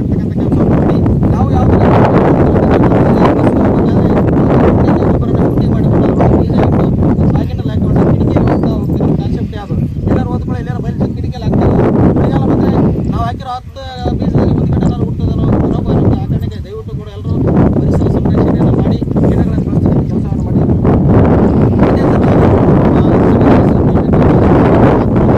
ಶಿಕ್ಷಣ ಎಂಬುದು ಹುಲಿಯ ಹಾಲಿದ್ದಂತೆ, ಅದನ್ನು ಅದು ಬಹಳಷ್ಟು ಸತ್ಯ. ಯಾಕಂದರೆ ಶಿಕ್ಷಣವಂತನಾದವನು ಎಲ್ಲಿ ಬೇಕಾದರೂ ಯಾವ ಜಾಗದಲ್ಲಿ ಬೇಕಾದರೂ ಸ್ಥೈರ್ಯವಾಗಿ ನಿಂತು ಮಾತಾಡುವ ಶಕ್ತಿಯನ್ನು ಶಿಕ್ಷಣ ಕೊಡ್ತೀವಿ. ನಿಮ್ಮ ಮುಂದಷ್ಟು ಮಾತಾಡ್ತೀನಿ ಅಂದರೆ ನಾನು ಅತ್ಯುತ್ತಮವಾದ ಶಿಕ್ಷಣವನ್ನು ಕೊಡ್ತೀನಿ ಅಂತಲೇ ಅರ್ಥ. ನನಗೆ ಶಿಕ್ಷಣ ಇಲ್ಲ ಅಂತಂದರೆ ನಾನು ಮಾತಾಡಲಿಕ್ಕೆ ಸಾಧ್ಯವೇ ಇಲ್ಲ. ಜನ ಅದರಪ್ಪ ನಾನು ಏನು ಮಾತಾಡಬೇಕು ಅನ್ನೋ ಭಯ ನನ್ನಲ್ಲಿ ಬರುತ್ತೆ. ಹಾಗಾಗಿ ಶಿಕ್ಷಣ ಎಂಬುದು ಹುಲಿಯ ಹಾಲಿದ್ದಂತೆ. ಆ ಹುಲಿಯ ಹಾಲನ್ನು ಕುಡಿದ್ರೆ ನಾವು ಗರ್ಜಿಸಲೇಬೇಕಾಗುತ್ತೆ. ಶಿಕ್ಷಣ ತಿಳ್ಕೊಳ್ಬೇಕಾಗುತ್ತೆ. ಯಾಕೆ ಶಿಕ್ಷಣ ಭಾಳಷ್ಟು ಅವಶ್ಯಕ. ಪ್ರತಿಯೊಬ್ಬರ ಜೀವನದಲ್ಲೂ ಪ್ರತಿಯೊಂದು ಕುಟುಂಬದಲ್ಲೂ ಶಿಕ್ಷಣ ಅನ್ನೋದು ಭಾಳಷ್ಟು ಅವಶ್ಯಕತೆ ಇದೆ. ಯಾವ ರೀತಿಯಲ್ಲಿ ಅವಶ್ಯಕತೆ ಇದೆ? ನಾನು ಓದಿಲ್ಲ, ನನ್ನ ಮಗ ಓದಬೇಕು. ಯಾಕೆ ನನ್ನ ಮಗ ಓದಬೇಕು? ನಾನು ಓದಿಲ್ಲ, ನನ್ನ ಮಗ ಓದಬೇಕು. ಯಾಕೆ ಓದಬೇಕು? ನಿಮ್ಮ ಒಂದು ಜಾತಿ ಪ್ರಮಾಣ ಪತ್ರ ಮಾಡಿಸ್ಬೇಕಾದ್ರೆ, ಆದಾಯ ಪ್ರಮಾಣ ಪತ್ರ ಮಾಡಿಸ್ಬೇಕಾದ್ರೆ, ಯಾವುದೋ ಸರ್ಕಾರಿ ನಿಮಗೆ ಶಿಕ್ಷಣದ ನಮಗೇನು ಜ್ಞಾನ ಇಲ್ಲ. ನೋಡಪ್ಪ ಸ್ವಲ್ಪ ಮಾಡಿಕೊಡಪ್ಪ ಅಂತೀವಿ. ಅವ್ರಿಂದ ಹೋಗ್ತೀವಿ. ಅವ್ರು 500 ಕೊಡೋದು ಕೊಡ್ತೀವಿ, 1000 ಕೊಡೋದು ಕೊಡ್ತೀವಿ, 2000 ಕೊಡೋದು ಕೊಡ್ತೀವಿ. ನಿಮ್ಮಂಥವ್ರ ವೀಕ್ನೆಸ್ಸನ್ನು ದುರ್ಬಳಕೆಯನ್ನು ಮಾಡಿಕೊಂಡು ಮನಿ ಮಠ ಕಟ್ಸೋ ಲೆಕ್ಕಕ್ಕೆ ಅವ್ರು ಬೆಳ್ಕೊಂಡ್ಬಿಡ್ತಾರೆ. ಹಾಗಾಗಿ ನೀವು ನಿಮ್ಮ ಮಕ್ಕಳಿಗೆ ಯಾಕೆ ಶಿಕ್ಷಣವನ್ನು ಕೊಡಬೇಕು? ನಿಮ್ಮ ಮನೆಯ ಕೆಲಸಗಳನ್ನು ಮಾಡಿಸ್ಕೊಳ್ಳೋಕ್ಕಾದ್ರೂ ನಿಮ್ಮ ಮಕ್ಕಳಲ್ಲಿ ಜಾಣತನ ಇದ್ದರೆ ಯಾರಿಗೂ ಕೂಡ ನೀವು ಕೈ ಮುಗಿಯೋ ಅವಶ್ಯಕತೆಯೇ ಇಲ್ಲ. ಆ ಕಾರಣಕ್ಕೆ ಶಿಕ್ಷಣವನ್ನು ಪ್ರತಿಯೊಬ್ಬರು ಕೂಡ ಮಕ್ಕಳಿಗೆ ಕೊಡಿಸು. ಯಾವ ಥರ ಶಿಕ್ಷಣ ಕೊಡಿಸ್ತಾ ಇದ್ದಾರೆ ಈಗ? ಬೆಳಗ್ಗೆ ಎದ್ದು ಬಂದುಬಿಡ್ತೀರಿ, ಅವ್ರ ಪಾಡಿಗೆ ಅವ್ರು ಶಾಲೆ ಹೋಗ್ತಾರೆ, ಸಾಯಂಕಾಲ ಅವ್ರ ಪಾಡಿಗೆ ಅವ್ರು ಬರ್ತಾರೆ, ನೀವು ಬಂದು ಟಿವಿ ಹಚ್ಚಿ ಧಾರಾವಾಹಿ ನೋಡ್ಕೊಂತ ಕುಂದಿರ್ತೀರಿ, ಅಪ್ಪ ಮೊಬೈಲ್ ನೋಡ್ಕೊಂತ ಕುಂದಿರ್ತಾನೆ, ಇನ್ಯಾವುದೋ ಮನೆಯಾಗ ತಂದೆ ಕುಡಿದು ಬಿದ್ದು ಇದಾಡ್ತಿರ್ತಾನೆ. ಆ ಮಕ್ಕಳು ಏನು ಓದ್ತಾರೆ ಅಂತ ಯಾರು ಕೇಳಲ್ಲ. 100ಕ್ಕೆ 5% ಮಾತ್ರ ಮಕ್ಕಳು ಏನು ಓದ್ತಾರೆ, ಟೀಚರ್ ಏನು ಹೇಳ್ಕೊಟ್ಟಾರೆ, ಏನು ಹೋಮ್ವರ್ಕ್ ಅಂತ ಕೇಳ್ತೀರಿ. ಬೇರೆ ಮನೆಗಳು ಎಲ್ಲಿ ಕೇಳ್ತಾರೆ? ಅದು ನೆಕ್ಸ್ಟು ಮಕ್ಕಳಿಗೆ ಕಲಿಕೆಯ ವಾತಾವರಣವನ್ನು ಮನೆಯಲ್ಲಿ ನಿರ್ಮಾಣ ಮಾಡಿದ್ದೀರಾ? ಎಷ್ಟು ಜನ ನಿಮ್ಮ ಮಕ್ಕಳು ಓದಲಿಕ್ಕೆ ನೀವು ವಾತಾವರಣ ಸೃಷ್ಟಿ ಮಾಡಿದ್ದಾರೆ? ಒಂದು, ನಿಮ್ಮ ಮನೆಯಲ್ಲಿ ಬಡತನ ಇದೆ, ಸಂಘಗಳ ಸಾಲ ಮಾಡ್ಕೊಂಡಿರಿ, ಮುಂಜಾನೆಯಿಂದ ಬದುಕೋ ಸಾಕ ದುಡ್ಡು ಬಂದಿರ್ತೀರಿ, ಆ ಸಂಘದ ಸಾಲ ಕಟ್ಟೋ ಟೆನ್ಷನ್ನಾಗ ಮನೆಯೇ ಮಾಡಿ ಗಂಡು ಕುಡಿದು ಬಂದಿರ್ತಾನೆ ಹೊಡೆದಾಡೋದು. ಇವೆಲ್ಲ ಮಕ್ಕಳ ಮೇಲೆ ಪರಿಣಾಮನ ಬೀರೋದು. ನೀವು ಏನೇ ಮಾಡಿದರೂ ಕೂಡ ಮಕ್ಕಳ ಶಿಕ್ಷಣ ಕಲಿಕೆ ಮೇಲೆ ಪರಿಣಾಮ ಬೀಳೋದು. ಆ ಕಾರಣಕ್ಕೆ ಮನೆಯ ವಾತಾವರಣ ಹೇಗಿರಬೇಕು? ತಂದೆ ತಾಯಿ ಖುಷಿಯಾಗಿರ್ಬೇಕು. ಕಷ್ಟೇ ಇರಲಿ, ಅವೇನೇ ಕಷ್ಟಗಳಿದ್ರೂ ಕೂಡ ಮಕ್ಕಳಲ್ಲಿ ಅದು ಓದು ವಿಚಾರ ಅಂತ ಬಂದಾಗ ಅವ್ರ ತಲೆಗೆ ಆಗ್ತದೆ. ನೀವು ಕೂಡ ಕುತ್ಕೊಳ್ಬೇಕು. ಏನು ಕಲಿಸಿದಾರೆ ನೋಡ್ಬೇಕು. ಒಂದಿನ ಕೇಳ್ರಿ, 2 ದಿನ ಕೇಳ್ರಿ. ನೀವು 2-3 ದಿನ ಕೇಳೋ ಅಷ್ಟೊತ್ತಿಗೆ ಎಲ್ಲ ಮಗ ಯೋಚನೆ ಮಾಡ್ತಾನೆ, ನಮ್ಮಪ್ಪ ಯಾಕೈತಿ ಕೇಳಕೈತೆ, ನಾ ಯಾಕೆ ಬೇಕು ಕೊಡಪ್ಪ, ನಾನು ಓದಬೇಕು ಅನ್ನೋ ಮೈಂಡ್ ಸೆಟ್ಟನ್ನು ಅವನು ಬೆಳೆಸಂತಾರೆ. ಆ ಕಾರಣಕ್ಕೆ ನಾವು ಈಗಾಗಲೇ ನಾವು 150 ಸ್ಕೂಲ್ಗಳಲ್ಲಿ ನಾವು ಮಕ್ಕಳಿಗೆ ಸೈನಿಕ ಕೊಡುವಾಗಲೂ ಕೂಡ ಮಕ್ಕಳಿಗೆ ನಾವು ಹೇಳ್ತಾ ಇರ್ತೀವಿ, ಜ್ಞಾನ ಅಂದರೆ ಏನು, ಅಜ್ಞಾನ ಅಂದರೆ ಏನು ಅಂತ. ಜ್ಞಾನ ಅಂದರೆ ಬೆಳಕು, ಅಜ್ಞಾನ ಅಂದರೆ ಕತ್ಲು. ನಾವು ಮಕ್ಕಳಿಗೆ ಏನು ಹೇಳ್ತೀವಿ? ನೋಡಪ್ಪ, ನಿನಗೆ ಕತ್ಲೈತಿ, ನೀನು ಮನೆ ಮುಂದೆ ನೀವು ಮನೆ ಹೋಗೋದು ಅದ ಕತ್ಲೈತಪ್ಪ, ಏನೇನು ಕಾಣಲ್ಲ, ನೀವು ಹೆಂಗೆ ಹೋಗ್ತೀರಿ? ಸರ್ ನಾವು ನಿಧಾನಕ್ಕೆ ಹೋಗ್ತೀವಿ ಸರ್ ಅಂತ. ಸರಿ ಆಯ್ತಪ್ಪ, ಒಳ್ಳೆ ಲೈಟ್ ಹೆಂಗಿದಪ್ಪ, ನಿಮ್ಮ ಮನೆದಾರ ಸರಾಗೋಯ್ತು, ಹೆಂಗೆ ಹೋಗ್ತೀವಿ? ಸರ್ ಜೋರು ಹೋಗ್ತೀವಿ, ಓಡಿ ಹೆಂಗೆ ಯಾಕೆ ಓಡೋಗ್ತೀರಾ? ಬೆಳಕೈತಲ್ಲ ಸರ್. ಸರಿ ಬೆಳಕಂದ್ರೆ ಬೆಳಕಂದ್ರೆ ಜ್ಞಾನ ಸರ್. ಅದೇ ನಿನ್ನಲ್ಲಿ ಶಿಕ್ಷಣ ಇದ್ದರೆ, ನಿನ್ನಲ್ಲಿ ಬೆಳಕು ಇದ್ದರೆ, ನಿನ್ನಲ್ಲಿ ಜ್ಞಾನ ಇದ್ದರೆ, ಆ ಬೆಳಕು ಕಾಣ್ತಾ ಇದೆ, ನೇರಾಗಿ ಹೋಗ್ತೀಯ. ನಿನ್ನಲ್ಲಿ ಕತ್ತಲು ಇದೆ, ನಿನ್ನಲ್ಲಿ ಅಜ್ಞಾನ ಇದೆ, ನಿನಗೆ ನಾಲೆಡ್ಜ್ ಇಲ್ಲ, ಏನು ತಿಳ್ಕೊಂಡಲ್ಲ, ದಾರೆ ಹಾವೋದೋ, ಚೋಳೋದನೋ, ಕೆಟ್ಟವನೋದನೋ, ಒಳ್ಳೆಯವನೋದನೋ, ಮೋಸಗಾರೋದನೋ ಅಂತ ಏನು ಗೊತ್ತಾಗಲ್ಲ, ಹಳ್ಳಕ್ಕೆ ಬೀಳ್ತೀವಿ. ಆ ಕಾರಣಕ್ಕೆ ನೀನು ಜ್ಞಾನವನ್ನು ಪಡ್ಕೋಬೇಕಾದ್ರೆ ಶಿಕ್ಷಣ ಅವಶ್ಯಕ. ಶಿಕ್ಷಣ ಅವಶ್ಯಕತೆ ಆಗಬೇಕಂತಂದರೆ ಮೊದಲು ತಂದೆ ತಾಯಿಗಳಿಗೆ ಗೌರವ ಕೊಡಬೇಕು, ಶಾಲೆಯಲ್ಲಿ ಓದ್ತಕ್ಕಂಥ ಗುರುಗಳಿಗೆ ಗೌರವ ಕೊಡಬೇಕು, ಮನೆಯಲ್ಲಿ ಹಿರಿಯರಿಗೆ ಗೌರವ ಕೊಡಬೇಕು. ಯಾವ ಕೆಲಸವನ್ನು ಕೂಡ ಇತ್ತೀಚಿನ ಮಕ್ಕಳು ಮಾಡ್ತಾ ಇಲ್ಲ. ಅದಕ್ಕೆ ಮೂಲ ಕಾರಣ ತಂದೆ ತಾಯಿ. ಜಗತ್ತು ಬೆಳಗಲು ಸೂರ್ಯ ಬೇಕು, ಬಾಳು ಬೆಳಗಲು ಪುಸ್ತಕ ಬೇಕು. ಇತ್ತೀಚಿನ ದಿನಮಾನಗಳಲ್ಲಿ ಮೊಬೈಲ್ಗಳು ಬಂದ ಮೇಲೆ ಓದುಗರ ಸಂಖ್ಯೆ ಬಹಳಷ್ಟು ಕ್ಷೀಣ ಆಗಿದೆ. ಹಾಗಾಗಿ ಮಕ್ಕಳಿಗೆ ಓದುವುದಕ್ಕಿಂತ ಹೆಚ್ಚಾಗಿ ಆನ್ಲೈನ್ ಕ್ಲಾಸ್ಗಳು ಬಂದ ಮೇಲೆ ನಮ್ಮ ಮಕ್ಕಳಿಗೆ ಓದೋಕ್ಕೆ ಭಾಳಷ್ಟು ತೊಂದರೆ. ಕೋವಿಡ್ನ ಮಹಾಮಾರಿ ಏನು ಬಂದು ಅಂದಮೇಲೆ ಆನ್ಲೈನ್ ಕ್ಲಾಸ್ ಅಂತ ಬಂದು ಅಲ್ಲಿಂದ ಪೂರ್ತಿ ಮಕ್ಕಳು ರೀಚಾಗಿ ಮೊಬೈಲ್ ನೋಡ್ತಕ್ಕಂಥ ಸಂಖ್ಯೆ ಜಾಸ್ತಿ ಇದೆ. ಆ ಕಾರಣಕ್ಕೆ ದಯವಿಟ್ಟು ಮಕ್ಕಳಿಗೆ ಪುಸ್ತಕವನ್ನು ಕೊಡಿ, ಮೊಬೈಲನ್ನು ಕೊಡಬೇಡಿ ಅಂತ ನಮ್ಮದು ಅಭಿಯಾನ. ಶಿಕ್ಷಣವೇ ಶಕ್ತಿ. ನಾನು ಆಗಲೇ ಹೇಳಿದ ಹಾಗೆ ಶಿಕ್ಷಣ ಪಡ್ಕೊಂಡ್ರೆ ಅದೊಂದು ಶಕ್ತಿನೇ. ಒಬ್ಬ ಜ್ಞಾನ ಇರೋ ವ್ಯಕ್ತಿ ಹತ್ರ ಮಾತಾಡಲಿಕ್ಕೆ ಇರ್ತಾರೆ. ಒಬ್ಬ ಜ್ಞಾನ ಇರೋ ವ್ಯಕ್ತಿ ಹತ್ರ ಏನಾದರೂ ಮೋಸ ಮಾಡೋಕ್ಕಂದರೆ ಮೋಸ ಮಾಡೋಕ್ಕೆ ಸಾಧ್ಯನೇ ಇಲ್ಲ. ಅಜ್ಞಾನ ಇರೋ ವ್ಯಕ್ತಿ ಹತ್ರ ಮೋಸ ಮಾಡೋದು ಭಾಳ ಈಸಿ. ಆ ಕಾರಣಕ್ಕೆ ದಯವಿಟ್ಟು ಶಿಕ್ಷಣವಂತರಾಗಿ ಮಕ್ಕಳಿಗೆ ಶಿಕ್ಷಣ ಕೊಡಿ. ಅದೇ ಥರನಾಗಿ ಶಾಲಾ ಗೈರು ಮುಕ್ತ ಅಭಿಯಾನ ಅಂತ ನಾವು ಮಾಡ್ತಾ ಇದ್ದೀವಿ. ಯಾಕೆ ನಾವು ಶಾಲಾ ಗೈರು ಮುಕ್ತ ಅಭಿಯಾನ ಅಂತ ಮಾಡ್ತಾ ಇದ್ದೀವಿ ಅಂದರೆ ನಮ್ಮ ಕಷ್ಟಗಳಿಗೆ ಮಕ್ಕಳನ್ನು ಅರ್ಧಕ್ಕೆ ಶಾಲೆಗೆ ಬಿಡಿಸಿ ಅವರನ್ನು ಬಲಿಪಶು ಮಾಡ್ತಾ ಇದ್ದೀವಿ ನಾವು. ಯಾಕೆಂತಂದರೆ ನಮ್ಮ ಕಷ್ಟಗಳಿಗೋಸ್ಕರ ಮನೆ ದನ ಅದು ಕಾಯರಲ್ಲ ಅಂತ ಕಳಿಸ್ಬಿಡೋದು, ಮನೆಗೆ ತಂದು ಸತ್ತನ ಅಂತಂದೇಳಿ ಶಾಲೆ ಬಿಡಿಸ್ಬಿಡೋದು, ಮನೆಗೆ ಮಾಡೋರಿಲ್ಲ ಹೊಲ ಭಾಳ ಐತಿ ಓದ್ಯ ಮಾಡ್ತಾನೆ ಅಂತೇಳಿ ಬಿಡಿಸ್ಕೊಡೋದು. ಹಾಗಾಗಿ ಅರ್ಧಕ್ಕೆ ಶಾಲೆ ಬಿಟ್ಟ ಮಕ್ಕಳ ಪರಿಸ್ಥಿತಿ ಹೇಗಿದೆ ಅಂದರೆ, ನಮ್ಮ ಕಾಲದಲ್ಲಿ ಅರ್ಧಕ್ಕೆ ಶಾಲೆ ಬಿಟ್ಟ ಮಕ್ಕಳ ಪರಿಸ್ಥಿತಿ ಹೇಗಿತ್ತು, ಈಗ 70 ವರ್ಷದಿಂದ ಅರ್ಧಕ್ಕೆ ಶಾಲೆ ಬಿಟ್ಟ ಮಕ್ಕಳ ಪರಿಸ್ಥಿತಿ ಹೆಂಗಿತ್ತು, ಅದನ್ನೆಲ್ಲ ಕೂಡ ನಾವು ಪುಸ್ತಕವನ್ನು ಬರೆದಿದ್ದೀವಿ. ಇನ್ನೊಂದು 2 ತಿಂಗಳಲ್ಲಿ ಆ ಪುಸ್ತಕವನ್ನು ಪ್ರಿಂಟ್ ಆಗ್ತಿದ್ದೀವಿ. ಮರಳಿ ಶಾಲೆಗೆ ಬಾಕಂದ ಅಂತ ಒಂದು ಪುಸ್ತಕ ಬರೆದಿದ್ದೀವಿ. ಇನ್ನು 2 ತಿಂಗಳಲ್ಲಿ ನಿಮ್ಮ ಗ್ರಾಮ ಪಂಚಾಯತಿ ಲೈಬ್ರರಿಗಳಿಗೆ ಬಂದು ಸೇರುತ್ತೆ ಆ ಪುಸ್ತಕ. ಯಾಕೆ ಶಾಲೆಯನ್ನು ಮಕ್ಕಳು ಬಿಡಿಸ್ಬಾರ್ದು ಅಂತಂದರೆ, ಅಟ್ಲೀಸ್ಟ್ ಒಂದು ಬಿಡಿಸ್ಬಿಟ್ಟು ಓದಿದ್ರೆ ಏನಾದರೂ ಒಂದು 4 ಜನ ಬಂದಿರುತ್ತೆ. 5ನೇ ಕ್ಲಾಸ್ 6ನೇ ಕ್ಲಾಸ್ಗೆ ಮಕ್ಕಳು ಬಿಡಿಸ್ಬಿಡ್ತಾರೆ. ಆ ಕಾರಣಕ್ಕೋಸ್ಕರ ದಯವಿಟ್ಟು ಯಾರು ಕೂಡ ಅರ್ಧಕ್ಕೆ ಶಾಲೆಯಲ್ಲಿ ಬಿಡಿಸಕ್ಕಂಥ ಮಕ್ಕಳನ್ನ ಬಿಡಿಸಬೇಡಿ. ಶಾಲೆಯಲ್ಲಿ ಹಲವಾರು ಸೌಲಭ್ಯಗಳಿದ್ದಾವೆ. ಮಕ್ಕಳನ್ನ ದಯವಿಟ್ಟು ಅರ್ಧಕ್ಕೆ ಯಾರಾದರೂ ಶಾಲೆ ಬಿಡಿಸಿದ್ರೆ, ನಿಮಗೇನಾದರೂ ಮಕ್ಕಳ ಮೇಲೆ ಪ್ರೀತಿ ಗೌರವ ಇದ್ದರೆ ದಯವಿಟ್ಟು ಮಕ್ಕಳನ್ನ ವಾಪಸ್ ಶಾಲೆಗೆ ಕಳಿಸಿ. ಶಾಲೆಯಲ್ಲಿ ಏನಾದರೂ ಕರ್ಕೊಂಡಿದ್ದರೆ ನನಗೆ ಹೇಳಿದ್ರೆ ನಾನು ಬಿಡಿಸಿರ್ತೇನೆ. ನಮ್ಮ ಶಾಲೆ ನಮ್ಮ ಹೆಮ್ಮೆ. ಭಾಳಷ್ಟು ಮುಖ್ಯವಾಗಿ ಇದು ಪ್ರತಿಯೊಂದು ಗ್ರಾಮದವರು ಕೂಡ ನಮ್ಮ ಶಾಲೆ ಬಗ್ಗೆ ನಾವು ಅಭಿಮಾನ ಇಡ್ತೀವಿ. ನಾವು ಭಾಳ ಕಡೆ ಹೇಳ್ತೀವಿ, ನಮಗೆ ನಮ್ಮ ದೇಶ ಅಂತ ಬಂದಾಗ ನಮಗೆ ಹೆಮ್ಮೆ ಆಗುತ್ತೆ. ನನ್ನ ದೇಶ ಭಾರತ. ನನ್ನ ರಾಜ್ಯ ಅಂತ ಬಂದಾಗ ನಮ್ಮ ರಾಜ್ಯ ಕರ್ನಾಟಕ. ನಮ್ಮ ಜಿಲ್ಲೆ ಅಂತ ಬಂದಾಗ ನಮ್ಮದು ವಿಜಯನಗರ. ನಾವು ಹಂಪೆ ವೈಭವ ನಮ್ಮದು. ನಮ್ಮ ಹೂವಿನಡಲ್ಲಿ ಇಡೀ ಅಂಥ ಹಂಪೆಗೆ, ಅಂಥ ರಾಜ ಮಹಾರಾಜರಿಗೆ ನಾವು ಹೂವನ್ನು ಕಳಿಸ್ತಾ ಇದ್ವಿ. ನಮ್ಮ ಹೆಮ್ಮೆ ನಮ್ಮ ತಾಲೂಕಿಗೆ. ನಮ್ಮ ಗ್ರಾಮ ಅಂತ ಬಂದಾಗ ನಮ್ಮ ನವಲಿ, ನಮ್ಮ ಕಾಗರು ಅಂತ ನಾವು ಶಾಲೆ ಅಂತ ಯಾಕೆ ಅಂತಂದ್ರೆ, ಅಲ್ಲಿ ನಮ್ಮ ಮಕ್ಕಳು ಓದಿದ್ರೆ ಮಾತ್ರ ನಮ್ಮ ಶಾಲೆ ಅಂತ ಇಲ್ಲ. ಕೆಲವೊಬ್ರು ಮಕ್ಕಳು ಓದಿದ್ರು ಕೂಡ ಶಾಲೆ ಮೇಲೆ ಗೌರವ ಇಟ್ಟಿರ್ತಾರೆ. ಅದನ್ನೇ ನಮ್ಮ ದೇಶ ಅಂತ ಬಂದ ನಮ್ಗೆ ಹೆಮ್ಮೆ ಇರುತ್ತೆ, ನಮ್ಮ ರಾಜ್ಯ ಅಂತ ಬಂದ ನಮ್ಗೆ ಹೆಮ್ಮೆ ಇರುತ್ತೆ, ನಮ್ಮ ಶಾಲೆ ಅಂತ ಬಂದಾಗ ನಮಗೆ ಹೆಮ್ಮೆ ಇರುತ್ತೆ. ನಮ್ಮ ಗ್ರಾಮ ಸ್ವಚ್ಛ ಗ್ರಾಮ. ಭಾಳಷ್ಟು ಮೊದಲಿದ್ದಾಗೆಲ್ಲ ಗ್ರಾಮಗಳೆಲ್ಲ ಆಲ್ಮೋಸ್ಟ್ ಸ್ವಚ್ಛತೆ ಮನೆ ಮುಂದೆಲ್ಲ ಕಸ ಹಾಕೋದು ಭಾಳಷ್ಟು ಕಡಿಮೆ ಆಗಿದೆ. ಆದಷ್ಟು ಕೂಡ ನಿಮ್ಮ ಪರಿಸರವನ್ನು ಸ್ವಚ್ಛವಾಗಿಡಬೇಕು. ನಮ್ಮ ಗ್ರಾಮವನ್ನು ಸ್ವಚ್ಛವಾಗಿಡಬೇಕು. ನಮ್ಮ ಗ್ರಾಮ ಸ್ವಚ್ಛವಾಗಿದ್ದರೆ ನಮ್ಮೂರಿನ ಪರಿಸರ ಸ್ವಚ್ಛವಾಗಿರುತ್ತೆ. ನಮ್ಮೂರಿನ ಬರ್ತಕ್ಕಂಥ ಕಾಯಿಲೆಗಳ ಸಂಖ್ಯೆ ಕಡಿಮೆ ಆಗುತ್ತೆ. ರೀತಿ ಯಾರು ಹಿಡ್ಕೊಳ್ಳಲ್ಲ, ನೆಲ್ಲಿ ಆಪಡಕ್ಕೆ ಹೋದ್ರೆ ನೆಲ್ಲಿಗೆಲ್ಲ ಕಿತ್ತು ಬಿಡ್ಬೋದು. ದಯವಿಟ್ಟು ಆ ಥರ ನೀರೇನಾರ ಮಿತ ಪೋಲ್ ಆಗ್ತಾಯಿದ್ರೆ ದಯವಿಟ್ಟು ನೀರನ್ನು ಸಂರಕ್ಷಣೆ ಮಾಡಿ. ಸುಮ್ಮನೆ ಹರಿದು ಚರಂಡಿ ಹೋಗೋದಕ್ಕಿಂತ ನೀರನ್ನು ಮಿತವಂತ ಮಾಡ್ತಕ್ಕಂಥದ್ದು ನಮ್ಮ ಕರ್ತವ್ಯ. ಅದೇ ಥರನಾಗಿ ಮನೆಗೊಂದು ಗ್ರಂಥಾಲಯ ಅಭಿಯಾನ ಅಂತ ನಾವು ಮಾಡ್ತೀವಿ. ದಯವಿಟ್ಟು ಎಲ್ಲರೂ ಕೂಡ ಮನೆಯಲ್ಲಿ ಒಂದು 10 ಭಾಳಷ್ಟು ಜನ ಮಹನೀಯರ ಪುಸ್ತಕಗಳು ದಯವಿಟ್ಟು ಕೊಂಡ್ಕೊಳ್ಳಿ. ಆ ಪುಸ್ತಕಗಳನ್ನು ನೀವು ಮನೇಲಿಟ್ಟರೆ ಅಟ್ಲೀಸ್ಟ್ ನೀವು ಖಾಲಿ ಕುಂತ ಓದ್ತಾ ಕೂಡ ಮಕ್ಕಳು ಬಂದು ನಿಮ್ಮ ಜೊತೆ ಕುಂದಿರ್ತಾರೆ. ಏನೋ ಓದ್ತಾ ಇದ್ದಾರಂತೆ, ನೀವು ಮೊಬೈಲ್ ನೋಡಿದ್ರೆ ಕುಂದಿರ್ತಾರೆ, ನೀವು ಬುಕ್ ನೋಡಿದ್ರೆ ಕುಂದಿರ್ತಾರೆ. ನೀವು ಹೆಂಗಿರ್ತೀರಿ ಹಾಗೆ, ನೀವು ಕನ್ನಡ ಇದ್ದಾಗೆ ನೀವೇನು ತೋರಿಸ್ತಾರೋ ಅವ್ರು ಮಕ್ಕಳನ್ನು ತೋರಿಸ್ತಾರೆ. ದಯವಿಟ್ಟು ಎಲ್ಲರೂ ಕೂಡ ಪುಸ್ತಕಗಳನ್ನು ಮನೆಯಲ್ಲಿ ಸಂಗ್ರಹಣೆ ಮಾಡಿಕೊಂಡು ಇಟ್ಕೊಳ್ಳಿ. ಅದೇ ಥರನಾಗಿ ಗಿಡ ಬೆಳೆಸೋದು, ಹಸಿರು ಅಭಿಯಾನಗಳನ್ನು ನಾವು ಮಾಡ್ತಾಯಿದ್ವಿ. ಭಾಳಷ್ಟು ಮುಖ್ಯವಾಗಿ ಸರ್ಕಾರಿ ಶಾಲೆಯನ್ನು ಉಳಿಸಿ ಮತ್ತು ಸರ್ಕಾರಿ ಶಾಲೆಯನ್ನು ಬೆಳೆಸಿ. ಯಾಕೆ ನಾವು ಸರ್ಕಾರಿ ಶಾಲೆಗಳನ್ನು ಉಳಿಸಬೇಕು ಮತ್ತು ಯಾಕೆ ಸರ್ಕಾರಿ ಶಾಲೆಗಳನ್ನು ಬೆಳೆಸಬೇಕು? ಈಗಾಗಲೇ ರಾಜ್ಯದಲ್ಲಿ ಭಾಳಷ್ಟು ಸರ್ಕಾರಿ ಶಾಲೆಗಳು ಮುಚ್ತಾನೇ ಇವೆ. ಒಂದು ತಿಳ್ಕೊಳ್ಳಿ, ಮುಚ್ಚಿದ ಸರ್ಕಾರಿ ಶಾಲೆಗಳನ್ನು ತೆಗೆಯೋದು ಕಷ್ಟ. ಈಗಾಗಲೇ ಅವನತಿ ಆಗ್ತಕ್ಕಂಥ ಸರ್ಕಾರಗಳು ಭಾಳಷ್ಟು ಉಳಿಸ್ಬೋದು. ಅದು ಉಳಿಸ್ತಕ್ಕಂಥ ಕೆಲಸವನ್ನು ಯಾರು ಮಾಡಬೇಕು? ನಾವೇ ಮಾಡಬೇಕು. ಶಾಲೆ ಅಂದರೆ ದೇವಸ್ಥಾನ ಇದೆ, ಅಲ್ಲಿ ಓದುವ ಮಕ್ಕಳು ದೇವರು. ಶಾಲೆ 4:30 ಮುಗಿದುಕೊಳ್ಳೇ ಮೇಷ್ಗಳು ಮನೆಗೆ ಹೋಗ್ತಾರೆ, ಶಾಲೆಯಲ್ಲಿ ಗಲೀಜು ಮಾಡ್ತಾರೆ. ಬೆಳಗ್ಗೆ ಬಂದು ಮಕ್ಕಳು ಅದನ್ನೇ ಕ್ಲೀನ್ ಮಾಡ್ತಾರೆ. ಅಷ್ಟೊಂದು ಮಕ್ಕಳಿಗೆ ಮನೆಯಲ್ಲಿರೋ ಮಕ್ಕಳನ್ನು ನಾವು ಏನೋ ಮುಟ್ಲಾರ್ದಂಗೆ ಸೂಕ್ಷ್ಮವಾಗಿ ಬೆಳೆಸಿರ್ತೀವಿ. ಮಕ್ಕಳನ್ನು ಶಾಲೆಗೆ ಕಳಿಸಿದಾಗ ಅಲ್ಲೆಲ್ಲ ಗಲೀಜು ಮಾಡ್ತಾರೆ.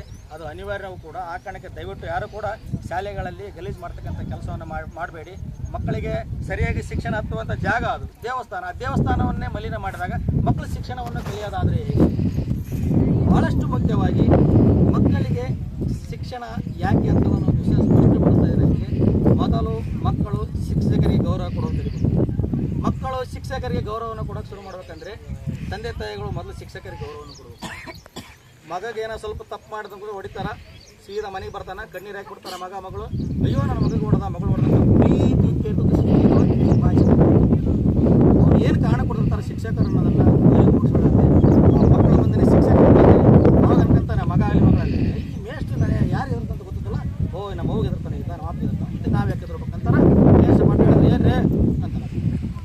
ಇದು ವಾಸ್ತವ ಇದು. ಅಂದರೆ ನಾವು ಮಕ್ಕಳಿಗೆ ಶಿಕ್ಷಕರ ಮೇಲೆ ಇದ್ದ ಭಯ ಭಕ್ತಿಯನ್ನು ಹಾಳು ಮಾಡಿರೋದ ನಾವು. ಇನ್ನು ಮಕ್ಕಳ ಕಲೆ ಅಂದರೆ ಹೆಂಗೆ ಕಲಿತಾರೆ? ಹಂಗಾಗಿ ದಯವಿಟ್ಟು ಮೊದಲು ನೀವು ಶಿಕ್ಷಕರ ಗೌರವನ ಕೊಡಬೇಕು. ನೀವು ಹೇಳ್ಬೇಕು, ಸರ್ ಏನಾದರೂ ಹೇಳಿ ಸರ್, ಸೂಕ್ಷ್ಮ ಮಾತಾಡ್ಬೇಕು ಸರ್. ಏನು ಪ್ರೀತಿ ಮಕ್ಕಳ ಮೇಲೆ ಪ್ರೀತಿ ನಾವು ಬ್ಯಾಡನಕ್ಕಾಗಲ್ಲ. ಬಟ್ ಹೋಗಿ ಹೇಳ್ಬೇಕು ಸರ್, ಏನು ನೋಡಿ ಸರ್ ಮೇಲೆ ಕೊಡಿ ಸರ್, ಸ್ವಲ್ಪ ಬಾಚಳ ಮಾಡಿ ಕೊಡ್ತಾರೆ ಸರ್, ಏನಾದರೂ ಅದು ಆಯ್ತು ಕೊಡೋ ಏನೋ ಸರ್ ನೋಡೋಣ ಅಂತ ಅಂದು ಏನು ಮಾಡೋದು. ಯಾವಾಗ ನೀವು ಶಿಕ್ಷಕರ ಬೈತೀರಿ ಮಕ್ಕಳು ಎದುರಾಗ ಅವಾಗ ಏನು ಶಿಕ್ಷಕರು ಏನು ಮಾಡ್ತಾರೆ? ನಮ್ಮ ಗಂಡರ ಮಕ್ಕಳು ಹೊಡೆದು ಬೈಸಾನದು ಅವನು ವಿದ್ಯೆ ಕಲ್ಸಕ್ಕೆ ಹೋಗಲ್ಲ. ಅವರು ಸುಮ್ಮನೆ ಟೈಮ್ ಪಾಸ್ ಮಾಡಿಸಿ ಕಳಿಸ್ತಾರೆ. ಅದು ಇರುವ ಇಲ್ಲ, ಯಾಕಂದ್ರೆ ಹೊಡೆದ್ರೆ ಅವ್ನು ಬೈದ್ರೆ ಹೇಳ್ತಿರ್ತಾರೆ ಕಳೆದು ಅಂತಾರೆ, ಮನೆಗೆ ಹೋಗ್ಬಿಡ್ತಾರೆ. ಅದೊಂಥರ ಮೇಷ್ಟಿ ಭಯ, ಎಲ್ಲಿ ಯಾರು ಕರ್ಕೊಂಡ್ಬರ್ತಾರೆ ಅನ್ನೋದು. ಹೆಣ್ಣು ಹೊಡೆದು ಬಿಡ್ತಾರೆ.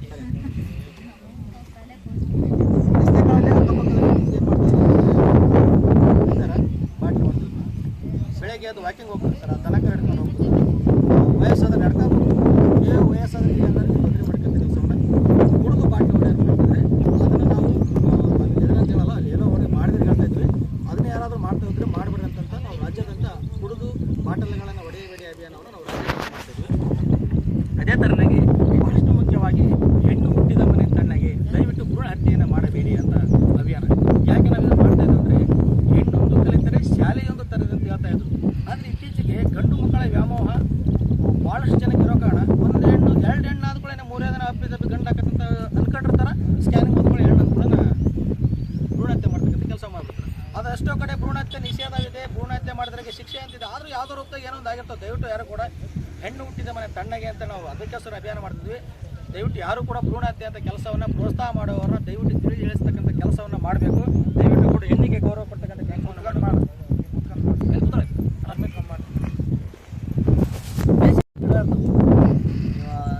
ತಗಡಿನ ಏನೋ ಹಾಕಿರ್ತೀರಿ ಕೊಂಡಿರ್ತಾವೆ, ದಯವಿಟ್ಟು ಬಾಟ್ಲಿನ ಕೊಯ್ದು ನೀರು ಹಾಕ್ತಕ್ಕಂಥ ಕೆಲಸವನ್ನು ಮಾಡಬೇಕು. ಈಗಾಗಲೇ ಪ್ರತಿ ವರ್ಷನೂ ಕೂಡ ನಾವು ಅಡುಗೆಯಲ್ಲಿ ಹೋಗಿ ನೀರಿಂದು ಪಾನಿಗಳ ತಗೊಂಡು ಕೆಲಸನ ಪ್ರತಿ ವರ್ಷ ನಾವು ಮಾಡ್ತೀವಿ. ಜಾಸ್ತಿ ಅಂತಂದರೆ ಅಲ್ಲಿರೋ ಪ್ರಾಣಿಗಳು ಬಜಾರಕ್ಕೆ ಬಂದ್ಬಿಡ್ತಾವೆ ಅಂತಂದೇಳಿ ನಾವು ನೀರು ಇರ್ತಕ್ಕಂಥ ಪ್ರತಿಯೊಬ್ಬರು ಕೂಡ ನಿಮ್ಮ ಮನೆಯ ಮುಂದೆ ಇರ್ತಕ್ಕಂಥ ಗಿಡಗಳಿಗೆ ನೀರನ್ನು ಕಟ್ಟಬೇಕು. ಸ್ವಲ್ಪ ಕಾಳನ್ನು ಹಾಕಿ ಅವು ಏನು ಮನೆ ಹತ್ರ ಹಾಕಂಗಿಲ್ಲ, ಒಬ್ಬರು ಕಾಯಿ ಕಟ್ಟಿಬಿಡ್ತಾರೆ ಕೋಲಲ್ಲಿ ವಯಸ್ಸಾದ್ರೆ ಕಳಿಸ್ಬಿಡ್ತಾರೆ, ಮನೆಗೆ ಇರ್ತಾರಲ್ಲ ಅವು ಏನು ತಿಂದು ಹಂಗೆ ಕಟ್ಟ ಹಾಕಿಬಿಡ್ತಾರೆ. ಅವ್ರು ಸಪ್ರೇಟ್ ಹಾಕಿರೋ ನಿಮ್ಗೆ ಏನು ತೊಂದರೆ ಕೊಡಲ್ಲ. ಆದಷ್ಟು ಪ್ರಾಣಿಗಳಿಗೆ ಬೇಸಿಗೆ ಸಮಯ ಅಂತ ಬಂದಾಗ ನೀರಿನ ಅಭಾವ ಭಾಳ ಅಂತ ದಯವಿಟ್ಟು ಎಲ್ಲರೂ ಕೂಡ ಅವೇ ಪುಣ್ಯ ನಮಗೆ. ನಾವೇನೇನು ಮಾಡ್ತೀವೋ ಗೊತ್ತಲ್ಲ, ನಾವು ಏನು ಮಾಡ್ತೀವಿ ಅವೇ ಪುಣ್ಯ. ನಮಗೆ ಪುಣ್ಯ ಬರುತ್ತೆ ಅಂತಲೇ ಬೇಡ, ಒಳ್ಳೇದಲ್ಲ ಅಂತಲೇ ಮಾಡಿಬಿಡಿ ಅಷ್ಟೇ. ದಯವಿಟ್ಟು ಅದೊಂದು ಎಲ್ಲರೂ ನೀರಿನ ವ್ಯವಸ್ಥೆ ಮಾಡಿ. ಭಾಳಷ್ಟು ಮುಖ್ಯವಾಗಿ ಇತ್ತೀಚೆಗೆ ಆಗ್ತಕ್ಕಂಥ ತೊಂದರೆ ಏನಂದರೆ ಹಿರಿಯರಿಗೆ ತೋರುವ ಅಗೌರವ. ಆ ಕಾರಣಕ್ಕೆ ನಾವು ಹಿರಿಯರನ್ನು ಗೌರವಿಸಿ ಅಭಿಯಾನ ಅಂತ ಮಾಡಿದ್ವಿ. ಇದಂಥ ಪರಿಸ್ಥಿತಿ ನೋಡಿದೆ. ಹಿರಿಯರಿಗೆ ಗೌರವ ಕೊಡಿ ಅನ್ನೋದು ಒಂದು ಅಭಿಯಾನ ಮಾಡೋ ಪರಿಸ್ಥಿತಿ ಬಂದ್ಬಿಡುತ್ತೆ. ಅಂದರೆ ಆ ಥರ ಆಗಿಬಿಡುತ್ತೆ ಪರಿಸ್ಥಿತಿ. ಏನಾಗ್ಬಿಡುತ್ತೆ, ಮನೇಲಿರೋ ಹಿರಿಯರಿಗೆ ಗೌರವ ಇಲ್ಲ. ಅಲ್ಲೇ ಅವಾಗಿನ ಕಾಲದಾಗ ಊಟದಾಗ ದೊಡ್ಡಪ್ಪ ಅಂತಾನ ನಮ್ಮ ಕಾಕಕ್ಕ ಅಂತಾನಂದ್ರೆ ಕಕ್ಕನ ಮಕ್ಕಳಲ್ಲಿ ಅಣ್ಣನ ಮಕ್ಕಳಿಗೆ ಸರ್ಕೊಂಡು ಹೋಗೋರು. ಈಗ ಕಕ್ಕನ ಮಕ್ಕಳ ಮುಂದೆ ಅವ್ರ ಮುಂದೆ ಕಾಲಮೆ ಹಾಕಿ ಕುಂದಿರ್ತಾರೆ. ತಪ್ಪ ಅದು ಹೇಳಕ್ಕಲ್ಲ. ಹಿರಿಯರಿಗೆ ಯಾಕೆ ಗೌರವ ಕೊಡ್ಬೇಕಂದ್ರೆ ಈಗ ಇತ್ತೀಚೆಗೆ ಮಕ್ಕಳಿಗೆ ಅಜ್ಜ ಅಮ್ಮ ಅಂದ್ರೆ ಪ್ರೀತಿ ಭಾಳಷ್ಟು ಕಡಿಮೆ ಆಗ್ಬಿಡುತ್ತೆ. ಯಾಕಂದ್ರೆ ಇರೋ ವಾತಾವರಣ ಹಂಗೈತಿ, ನಾವೇ ಸೃಷ್ಟಿ ಮಾಡಿರೋದು, ಅದು ಯಾರೂ ಮಾಡಿಲ್ಲ. ಹಂಗಾಗಿ ಮನೆಯಲ್ಲಿರೋ ಮಕ್ಕಳಿಗೆ ಹಿರಿಯರ ಮೇಲೆ ಗೌರವ ಮೂಡ್ತಕ್ಕಂಥ ಕೆಲಸವನ್ನು ನಾವು ಮಾಡಲೇಬೇಕು. ಭಾಳಷ್ಟು ಕಡೆ ಹಿರಿಯರಿಗೆ ಅಗೌರವ ತೋರಿಸೋದು. ಎಷ್ಟೋ ಮನೆಗಳಿಗೆ ಹಿರಿಯರಿಗೆ ಊಟನೇ ಕೊಡಲ್ಲ, ಮೂಳೆ ಬೇಯ್ಬೇಕು ಕೂತ್ಬಿಡ್ತಾರೆ. ಇದೊಂದು ಮೂಳ ಹಾಕಿ ನೋಡು, ಈಗ ಹತ್ತಿ ಸೊಸಿ ಬಂದಿರ್ತಾಳಲ್ಲ, ಸೊಸಿ ಮಾಡೋದು ಅದು ಮೂಳ ಹಾಕಿ ನೋಡೋದು. 90% 10% ಮಾತ್ರ ಒಳ್ಳೆಯವರು ಊಟ ಪಾಠ ಚೆನ್ನಾಗಿ ಕೊಡ್ತಾರೆ. 90% ಮಕ್ಕಳು ಮುಗಿಸ್ತಾರೆ ಕಿರಿಕಿರಿ. ಇವು ಭಾಳಷ್ಟು ಕಡೆ ನಾನು ನೋಡಿರೋದು, ಅನುಭವ ಆಗಿರೋದನ್ನ ನಾನು ನಿಮ್ಗೆ ಹೇಳ್ತಾ ಇದ್ದೀನಿ. ದಯವಿಟ್ಟು ಕೂಡ ನಿಮ್ಮ ಮನೆಯ ಹಿರಿಯ ಜೀವನಕ್ಕೆ ದಯವಿಟ್ಟು ತೊಂದರೆ ಕೊಡಬೇಡಿ. ಯಾಕಂತಂದರೆ ಕಷ್ಟ ನಷ್ಟಗಳೆನ್ನುವ ಸಮುದ್ರವನ್ನು ದಾಟಿ ಅವ್ರ ಏಜಿಗೆ ಬಂದಿರ್ತಾರೆ. ಅವ್ರ ಏಜ್ ನಾವು ಭಾಳಲ್ಲ, ಅವಾಗೆಲ್ಲ 100 ವರ್ಷ ಅನ್ನೋದು ಕರೆಕ್ಟ್ 100 ವರ್ಷ ಬದುಕ್ತಾನೆ ಅವ್ರದ್ರು. ಈಗ 100 ವರ್ಷ ಆಯ್ತು ಸತ್ತಿದ್ರಲ್ಲ, ಯಾರು ನೆನ್ಸ್ಕೊಂಡ ಬಂದ್ಕೊಳ್ಳೋಣ 60 ವರ್ಷ ಆಯ್ತಲೇ ಅಂತಾರೆ. ಅವಾಗ ನೀವು ಬಂದ್ಕೊಳ್ಳೋ 100 ವರ್ಷ ಅಂತಂದ್ರೆ ಹಂಗೆ ಏನಾಯ್ತಂದ್ರೆ 60 ವರ್ಷ ದಾಟ್ತಾ ಇಲ್ಲ. ಪರಿಸ್ಥಿತಿ ಹಂಗೈತಿ. ನಾವು ತಿನ್ನೋ ಕೂಳುಗಳಾಗಿರ್ಬೋದು, ನಾವು ಮಾಡ್ತಕ್ಕಂಥ ಕೆಟ್ಟ ಕೆಲಸಗಳಾಗಿರ್ಬೋದು, ದುಶ್ಚಟಗಳಾಗಿರ್ಬೋದು, ಎಲ್ಲರೂ ಕೂಡ ನಮ್ಮನ್ನು 60 ವರ್ಷಕ್ಕೆ ಮಾಡ್ತಾ ಇದೆ. ಈಗ ಆಲ್ರೆಡಿ 40ಕ್ಕೆ ಬಂದಿದೆ. ಹೃದಯಾಘಾತ ಅಂತ ಬಂದಮೇಲೆ 40ಕ್ಕೆ ಬಂದಿದೆ. ದಯವಿಟ್ಟು ಆರೋಗ್ಯವನ್ನು ಕಾಪಾಡ್ತಕ್ಕಂಥ ಕೆಲಸವನ್ನು ಮಾಡಿ. ನಿಮ್ಮ ಏರಿಯಾವನ್ನು ಆರೋಗ್ಯವನ್ನು ಕಾಪಾಡ್ತಕ್ಕಂಥ ಕೆಲಸವನ್ನು ನೀವು ಮಾಡಬೇಕು. ಭಾಳಷ್ಟು ಮುಖ್ಯವಾಗಿ ತಂದೆ ತಾಯಿಗಳು ಮಕ್ಕಳ ಮೇಲೆ ಕಾಳಜಿ ಇಡಬೇಕಾಗಿದ್ದು ವೀಲಿಂಗ್ ಹುಚ್ಚಾಟ ಇದೆ. ಮ್ಯಾಕೆತ್ತಿ ಹೊಡಿತಾರೆ ಬೈಕ್, ಫುಲ್ ಸ್ಪೀಡ್ ಹೋಗ್ತಾರೆ, ಹಿಂಗೆ ಓಡಿಸ್ತಾರೆ, ಬೀಳ್ತಾರೆ. ಮಕ್ಕಳು ಪ್ರೀತಿಯಿಂದ ಕೇಳಿರ್ತಾರೆ, ಬೈಕ್ ಓಡಿಸಿರೋದು ಇತ್ತೀಚೆಗೆ ತಪ್ಪಾಗ್ಬಿಡತ್ತಿ. ಹೆಂಗೆ ಬೇಕಂಗೆ ಗಾಡಿ ಹೊಡಿಯೋದು, ವೀಲಿಂಗ್ ಮಾಡೋದು, ಬೀಳೋದು. ಏನಾಗ್ತೈತಿ, ಇವನು 100 ಕಿಲೋಮೀಟರ್ ಸ್ಪೀಡ್ನಾಗ ಹೋಗಿ ಬೀಳ್ತಾನೆ. ಆಂಬುಲೆನ್ಸ್ 100 ಕಿಲೋಮೀಟರ್ ಸ್ಪೀಡ್ನಾಗ ಒಂದು ತಗೊಂಡೋಗೈತಿ. 100 ಕಿಲೋಮೀಟರ್ ಸ್ಪೀಡ್ನಾಗ ಆಂಬುಲೆನ್ಸ್ ಆಸ್ಪತ್ರೆಗೆ ಹೋಗ್ತೈತಿ. ಅವ್ನು ಸತ್ತಾಗಿರ್ತಾನೆ. 100 ಕಿಲೋಮೀಟರ್ ಸ್ಪೀಡ್ ಸಾಯ್ತಾನೆ ಅವನು. ಆಂಬುಲೆನ್ಸ್ ಯಾವ ಬರುತ್ತೆ ಅವಾಗ?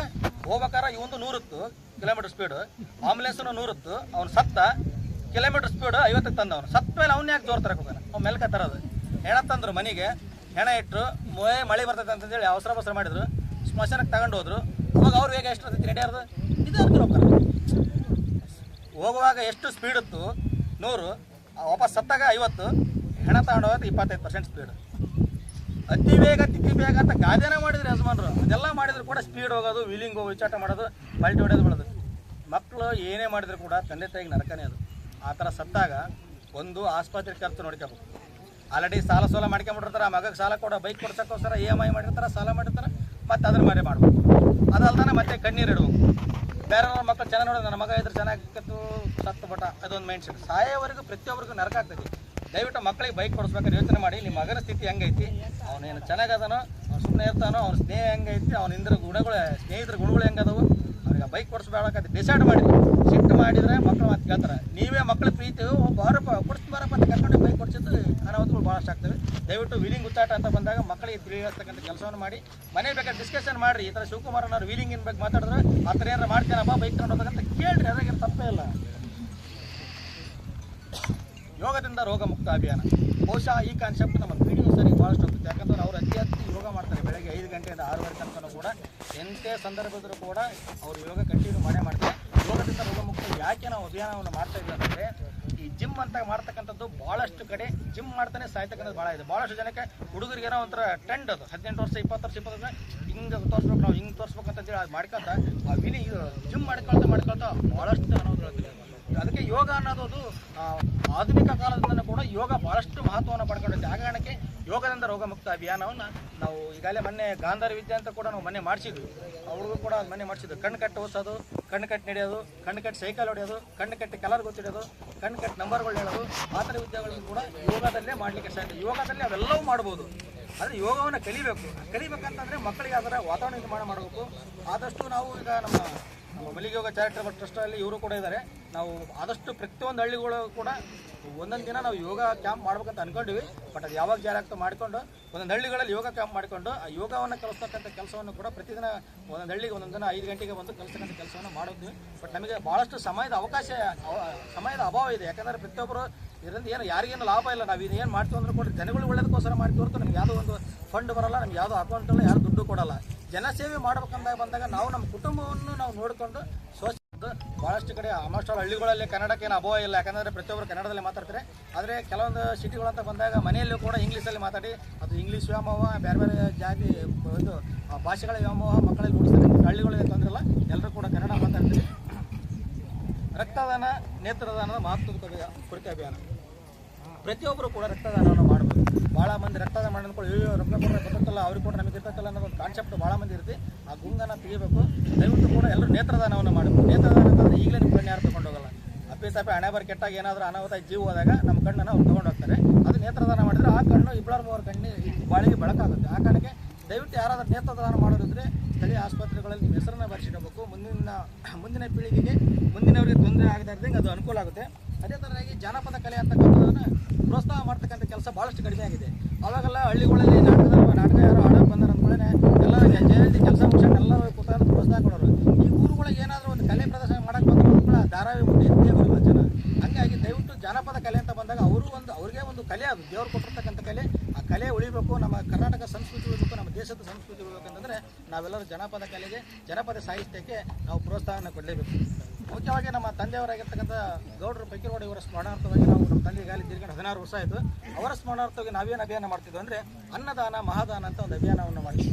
ಈ ಮದುವೆ ಕಾರ್ಯಕ್ರಮಗಳಲ್ಲಿ ಏನಾಗುತ್ತೆ, ಈಗ ಭಾಳಷ್ಟು ಕಷ್ಟಪಟ್ಟು ಮದುವೆ ಮಾಡಿರ್ತೀರಿ, ಒಂದು ರಿಸೆಪ್ಷನ್ ಮಾಡಿರ್ತೀರಿ, ಯಾವುದೋ ಒಂದು ಸಮಾರಂಭ ಕಾರ್ಯಕ್ರಮ ಮಾಡಿಬಿಟ್ಟಿರ್ತೀರಿ, ಬೇಕಾದಷ್ಟು ಅಡುಗೆ ಮಾಡಿರ್ತೀರಿ, 3-4 ದಿನ ಕಷ್ಟಪಟ್ಟು ಅಡುಗೆ ಮಾಡಿಬಿಡ್ತೀರಿ, ಅಡುಗೆ ಉಳಿದ್ಬಿಡ್ತೀರಿ. ಅವಾಗ ಏನು ಮಾಡ್ತಾರೆ, ಓಣೆನರಿಗೆ ಕೊಟ್ಟು ಕೊಡ್ತಾರೆ ಹಳ್ಳಿಗಳಲ್ಲಿ. ಅದು ಹೋಗಿ ಅದು ನಡೀತೆ. ಉಳಿದಪ್ಪ ಅಂದ್ರೆ ದನ ಕಟ್ತಿರ್ತಾರೆ.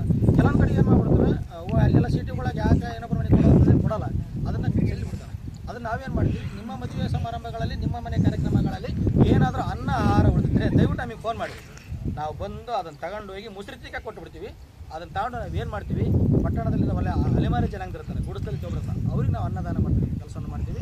ಒಂದು ವೇಳೆ ಯಾರೂ ಕೊಡ್ತಿದ್ರು ಕೂಡ ನಾವೇನು ಮಾಡ್ತೀವಿ, ಈಗೇನು ಅನ್ನಭಾಗ್ಯ ಅಕ್ಕಿ ಬರ್ತಾ ಇದಲ್ಲ, ಅದಕ್ಕೆ ನಾವು ಅಡುಗೆ ಮಾಡಿಕೊಂಡು ಆ ಕೋವಿಡ್ ಟೈಮಲ್ಲಿ ನಾವು ಅದೇ ಥರನ ಮಾಡಿದ್ದು. ಕನಿಷ್ಠ ಒಂದು 2 ತಿಂಗಳು ನಾವು ನಾವೇ ಅಡುಗೆ ಮಾಡಿ ಕಟ್ಟಿಗೆ ತಂದು ಸಂಗ್ರಹಣೆ ಮಾಡಿ ಅಡುಗೆ ಮಾಡಿ ಅನ್ನದಾನ ಮಾಡಿ. ದಯವಿಟ್ಟು ಕೂಡ ಯಾಕೆಂತಂದರೆ ಅನ್ನದಾನ ಮಹಾದಾನ ಯಾಕೆ ಹೇಳ್ತೀವಿ ಅಂತಂದರೆ, ಒಂದು ಅಗುಳು ಅನ್ನನ ನಾವು ಮಿಷನ್ನಲ್ಲಿ ಬೆಳೆಯೋಕ್ಕೆ ಸಾಧ್ಯನೇ ಇಲ್ಲ. ರೈತನೇ ಬೆಳಿಬೇಕು, ನಿಮ್ಮಂಥ ಶ್ರೀಮಂತ ಜೀವಿಗಳೇ ಬೆಳಿಬೇಕು. ನಾವು ಬೆಳೆದ್ರೆ ತಾನೇ ಅನ್ನ. ಅದೇ ಅನ್ನ ನಾವೇ ಹಾಳು ಮಾಡ್ತಾಯಿದ್ವಿ. ಎಷ್ಟು ಕಿಡ್ಸೇಬೇಕು ಊಟ ಅಷ್ಟು ಕಿಡ್ಸೇನಲ್ಲ. ಪ್ರತಿಯೊಬ್ಬರ ಮನೆಯಲ್ಲಿ ಒಬ್ಬರು ಪಂಡಿತ ಇರ್ತಾರೆ ಅನ್ನ ಚಲೋ. ಯಾಕಂದ್ರೆ ಅಬ್ಸರ್ವ್ ಮಾಡಿದ್ವಿ, ಪ್ರತಿಯೊಬ್ಬರ ಮನೇಲಿ ಒಬ್ರು ಇರ್ತಾರೆ. ಅದನ್ನು ಬದಲಾವಣೆ ಆಗಬೇಕು. ಯಾಕಂದರೆ ಅನ್ನ ಚೆಲ್ಲೋ ಹಕ್ಕು ನಮಗಿಲ್ಲ, ಅನ್ನ ಬೆಳೆ ಹಕ್ಕು ನಮಗೈತಿ. ಬೇರೆಯವ್ರಿಗೆ ಅನ್ನ ಕೊಡೋ ಹಕ್ಕು ಐತಿ, ಅನ್ನ ಚೆಲ್ಲೋ ಹಕ್ಕು ಯಾರಿಗಿಲ್ಲ. ಯಾಕಂತಂದರೆ ಯಾವುದು ಮಿಷನ್ ಬೆಳೆಯೋದಲ್ಲ. ದಯವಿಟ್ಟು ಯಾರು ಕೂಡ ಅನ್ನವನ್ನು ಚೆಲ್ಲಬೇಡಿ. ನಿಮ್ಗೆ ಎಷ್ಟು ಸಾಧ್ಯ ಅಷ್ಟು ಊಟ ಮಾಡಿರಿ. ಇಲ್ಲ ಹೆಂಗೋ ಹೊರಗಡೆ ಪ್ರಾಣಿಗಳು ಇರ್ತವೆ, ನಾಯಿಗಳು ಇರ್ತವೆ. ಬಟ್ ಅನ್ನವನ್ನು ದಯವಿಟ್ಟು ವ್ಯರ್ಥವನ್ನು ಮಾಡಬೇಡಿ. ಅದೇ ಥರನಾಗಿ ನಮ್ಮ ಮಲ್ಲಿಗೆ ನಾಡು ಕನ್ನಡ ಧೀಮಂತ ನಾಯಕ ಜೀವಂತ MP ಪ್ರಕಾಶ್ ಅವರ ಸ್ಮರಣಾರ್ಥವಾಗಿ ನಾವು ಪುಸ್ತಕ ಓದೋ ಅಭಿಯಾನವನ್ನು ಮಾಡ್ತೀವಿ. ಯಾಕೆ ನಾವು ಪುಸ್ತಕ ಓದೋ ಅಭಿಯಾನವನ್ನು ಮಾಡಬೇಕಂತಂದರೆ, ಹೇಳಿದ್ರೆ ಆವಾಗಲೇ ಮೊಬೈಲ್ಗಳ ಸಂಖ್ಯೆ ಹೆಚ್ಚಾದ ಕಾರಣ ಓದುಗರ ಸಂಖ್ಯೆ ಭಾಳಷ್ಟು ಕಡಿಮೆ ಆಗಿದೆ. ಮಕ್ಕಳಲ್ಲಿ ಪುಸ್ತಕದ ಅರಿವು ಮೂಡಿಸಬೇಕು, ಪುಸ್ತಕದ ಮಹತ್ವದ ಬಗ್ಗೆ ತಿಳಿಸಬೇಕು. ನಾನು ಇಲ್ಲಿ ತನಕ ಅಂದರೆ ಸುಮಾರು 8 ಪುಸ್ತಕಗಳನ್ನು ನಾನು ಬರೆದಿರೋದು. ಸುಮಾರು 6,000 ಪುಸ್ತಕಗಳನ್ನು ಉಚಿತವಾಗಿ ಹಂಚಿನ ಓದುಗರಿಗೆ. ಫಸ್ಟು ಓದಿ ಸಾಹಿತ್ಯ ಬೆಳೆಯಲ್ಲಿ ಆಸಕ್ತಿ ಉಸಿರ. ಅದಾದಮೇಲೆ ಏನು ಮಾಡ್ತೀವಿ, ಪ್ರತಿಯೊಂದು ಗ್ರಾಮ ಪಂಚಾಯತಿಗಳಲ್ಲೂ ನಮ್ಮ ಪುಸ್ತಕ ಇದೆ. ನೀವು ಅಲ್ಲಿ ಗ್ರಾಮ ಪಂಚಾಯತ್ ಲೈಬ್ರರಿ ಹೋದ್ರೆ ಯಾರಾದರೂ ಶಿವಕುಮಾರ್ ಬರೆದ ಪುಸ್ತಕ ನಿಮ್ಮ ಹತ್ರದಲ್ಲಿ ಕೊಟ್ಟಿದ್ರೆ ಅಲ್ಲಿ ನಿಮ್ಗೆ ಓದೋಕೆ ಅವಕಾಶ ಕೊಡ್ತಾರೆ. ಇಲ್ಲ ನಾವು ಬುಕ್ ತಗೊಂತೀವಿ ಅಂತಂದರೆ ಯಾರಾದ್ರು ದುಡ್ಡು ಕೊಡ್ಕೊಂಡು ಹೋದ್ರೆ ಬುಕ್ಸ್ಗಳು ನಮ್ಮ ಹತ್ರ ಬೇಕಾದ್ರೆ ಕೊಡ್ತೀವಿ, ಮಕ್ಕಳಿಗೆ ಓದೋಕ್ಕೋಸ್ಕರ. ಇಲ್ಲ ನಾವು ಅಲ್ಲೇ ಓದ್ತೀವಿ ಅನ್ನೋರು ಲೈಬ್ರರಿಯಲ್ಲಿ ಓದಿ. ಯಾಕಂದ್ರೆ ನಾವು ಪುಸ್ತಕ ಅರಿವು ಅದೇ ಆ ಥರ ಇದೆ. ಅಪ್ಪಿ 3 ಪುಸ್ತಕ ಕೊಡಪ್ಪ ಬ್ಯಾಗ್. ಪ್ರತಿಯೊಂದು ಹಾಸ್ಟೆಲ್ಗಳಿಗೆ ಆಲ್ಮೋಸ್ಟ್ ಆಲ್ ಕರ್ನಾಟಕದಲ್ಲಿರೋ ಭಾಳಷ್ಟು ಹಾಸ್ಟೆಲ್ಗಳಿಗೆ ನಮ್ಮ ಪುಸ್ತಕಗಳನ್ನ ಕಳಿಸಿವಿ. ಇದು ನಾಕಂಡ ಸಮಾಜ ಮತ್ತು ಸಮಸ್ಯೆಗಳನ್ನು ಪುಸ್ತಕ. ಈ ಸಮಾಜದಲ್ಲಿ ಪ್ರತಿಯೊಬ್ಬ ದುಡಿಯುವ ಕಷ್ಟದ ಬಡಜೀವಿಯ ನೋವು ಕೂಡ ಈ ಪುಸ್ತಕದಲ್ಲಿದೆ. ಇದರಲ್ಲಿ ಎಲ್ಲರದ್ದು ಪಾತ್ರ ಇದ್ದೇ ಇರುತ್ತೆ. ನಿಮ್ಮಲ್ಲಿ ಎಷ್ಟು ಕಷ್ಟಗಳಿದೆ. ಭಾಳಷ್ಟು ಮುಖ್ಯವಾಗಿ ಹೆಣ್ಣು ಮಕ್ಕಳ ಕಷ್ಟಗಳಂತ ಒಂದು ಪುಸ್ತಕವನ್ನು ಬರೆದಿವಿ ನಾವು. ಯಾಕೆ ಈ ಪುಸ್ತಕವನ್ನು ಬರೆದಿದ್ದು ಅಂದರೆ, ಹಿಂದೆ ಅವಿಭಕ್ತ ಕುಟುಂಬ ಅಂತಿತ್ತು, ಕೂಡು ಕುಟುಂಬ ಅಂತಿದ್ರು. 6 ತೊಲೆ ಮನೆ 8 ತೊಲೆ ಮನೆ ಅಂತ. ಅವಾಗ ಹಿರೇ ಸೊಸಿ ಭಾಳ ಟಾರ್ಚರ್. ಹಿರೇ ಸೊಸಿ ಮನೆಯಲ್ಲಿ ದೊಡ್ಡ ಕುಟುಂಬದಾಗ ಮನೆಗಳ ಕಾರ್ಯಕ್ರಮ ಆಗೋದು 6 ತಿಂಗಳದಾಗ 2 ತಿಂಗಳದಾಗ 2 ಮನೆ ಮಾಡ್ತಾರೆ. ದೊಡ್ಡ ಮನೆನ ಹೊಸ ಸ್ವಸ್ಥ ಬರ ಮಾಡೋಣ ಹಿರೇ ಸ್ವಸ್ಥ. ಅದು ಅನುಭವ ಇದ್ದರೆ ಗೊತ್ತಿರುತ್ತೆ, ಯಾರಿಲ್ಲ ಅದರಲ್ಲಿ ಆ ಥರ ಏಜ್ ಇದ್ದಾರೆ. ಅದನ್ನ ಕಾನ್ಸೆಪ್ಟ್ ಇಟ್ಟಂತೆ ಅದರಲ್ಲಿ ಪುಸ್ತಕ ಬರ್ತೀವಿ, ಹೆಣ್ಣು ಮಕ್ಕಳ ಕಷ್ಟಗಳು ಅಂತೇಳಿ. ಈ ಪುಸ್ತಕ ಓದಬೇಕು, ನೀವು ಮಕ್ಕಳಿಗೆ ತೋರಿಸ್ಬೋದು. ಹೆಣ್ಮಕ್ಳು ಯಾಕೆ ಭಾಳ ಮಂದಿ ಅಂದರೆ ಹೆಣ್ಮಕ್ಳೆಲ್ಲ ಎಲ್ಲ ರಂಗದಾಗ ಬೆಳೆದ ಕರೆಕ್ಟು, ಎಲ್ಲ ರಂಗದಾಗ ಬೆಳೆದಾರೆ, ನಾವು ಇಲ್ತಾ ಹೇಳ್ತಾ ಇಲ್ಲ. ಬಟ್ ಹೆಣ್ಣು ಮಕ್ಕಳ ಕಷ್ಟಗಳು ಓದಬೇಕು. ಈ ಓದಿದ ವಿಷಯ ಗೊತ್ತಾಗುತ್ತೆ. ಯಾಕೆ ಹೆಣ್ಮಕ್ಳ ಕಷ್ಟ, ಹೆಣ್ಮಕ್ಳು ಏನು ಕಷ್ಟ ಇರ್ಬೋದು. ನಾವು ಆರಾಮದಿಲ್ಲ, ಆರಾಮ ಮುದ್ದೆಕಾತ್ರಿಗೆ ಎಲ್ಲ ಬರ್ತೀವಿ, ನಮಗೆ ಬರ್ತಿಲ್ಲ. ಅದು ಎಷ್ಟು ಕಷ್ಟಗಳು ಅಂತ ಓದಿದಾಗ ಇಷ್ಟೆಲ್ಲ ಕಷ್ಟ ಇಲ್ಲ. ಅದೇ ಥರನಾಗಿ ಬಾಳಿನ ಪಯಣದ ನುಡಿಗುಟ್ಟುಗಳು ಅಂತೇಳಿ ನಮ್ಮ ಜೀವನದಲ್ಲಿ ನಾವು ಯಾಕೆ ಬದುಕಬೇಕು, ಕಷ್ಟಗಳು ಬಂದಾಗ ಹೆಂಗಿರ್ಬೇಕು, ಸುಖ ಬಂದಾಗ ಹೆಂಗಿರ್ಬೇಕು. ನಮಗೆ ಸುಖ ಇದ್ದಾಗ ನಾವು ಹಿಗ್ಗಬಾರ್ದು, ಕಷ್ಟ ಬಂದಾಗ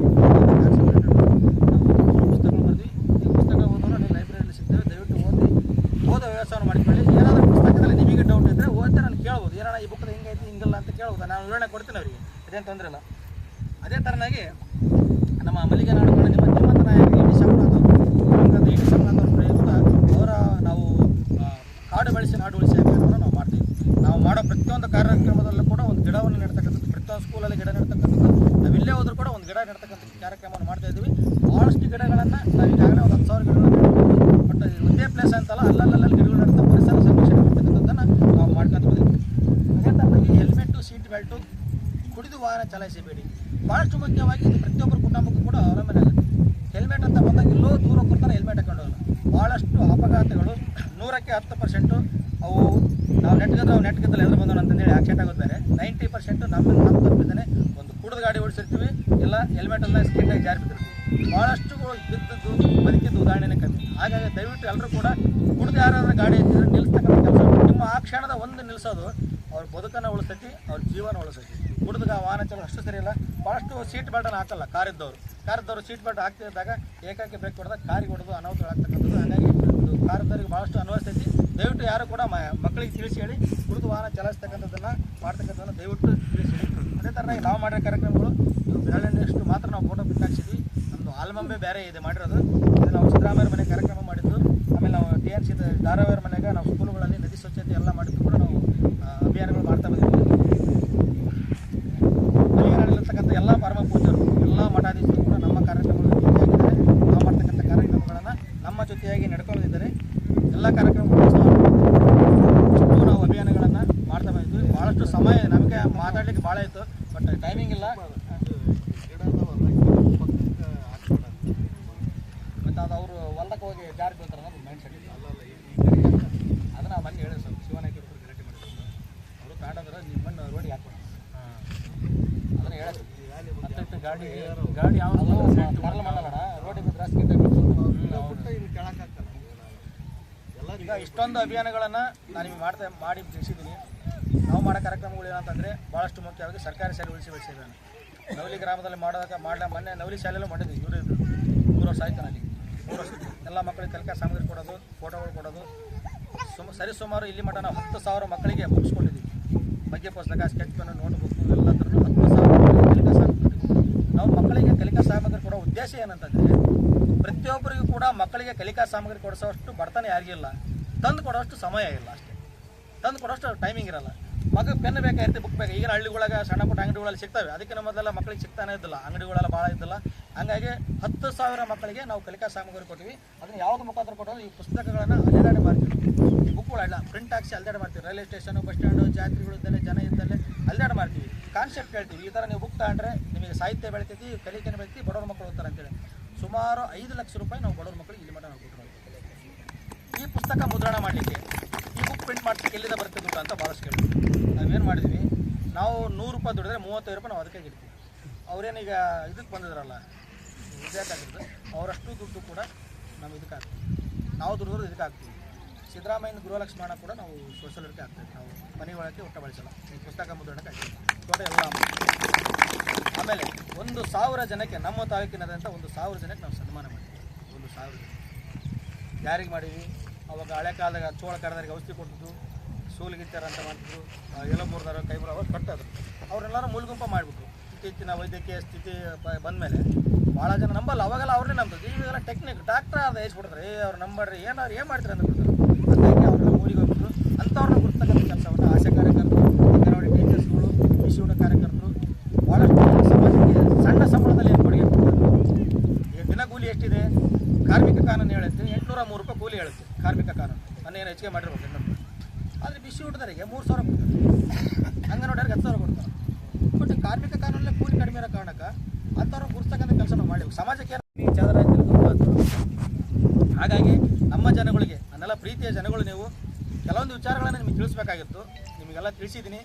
ಶಿಕ್ಷಣದ ಬಗ್ಗೆ ನಿಮ್ಮ ಮಕ್ಕಳಿಗೆ ಎಷ್ಟು ಕಾಳಜಿ ವಹಿಸ್ತೀರಿ, ಏನೋ ನಿಮಗೆ ಈಗ ನಾನು ಹೇಳಿರೋ ವಿಚಾರ ಏನೋ ನಿಮಗೆ ಅನಿಸಿಕೆ ಸರಿ ಅನಿಸುತ್ತೋ ಅದನ್ನು ದಯವಿಟ್ಟು ಮಕ್ಕಳಿಗೆ ತಿಳಿಸಿ. ಈ ಕಾರ್ಯಕ್ರಮವನ್ನು ಮಾಡಲಿಕ್ಕೆ ಒಂದು ಅನುವನ್ನು ಮಾಡಿಕೊಟ್ಟಿರ್ತಕ್ಕಂಥ ಗ್ರಾಮ ಪಂಚಾಯತಿ ಮಾಜಿ ಅಧ್ಯಕ್ಷರು ಹಾಗೂ ಎಲ್ಲ ಸದಸ್ಯರು, ಆಮೇಲೆ ವಿಡಿಯೋ ಎಲ್ಲ ಪ್ರೀತಿಯ ಬಳಗ ಕೂಡ ನಾನು ಧನ್ಯವಾದಗಳು ತಿಳಿಸ್ತೇನೆ. ನಮಸ್ಕಾರ.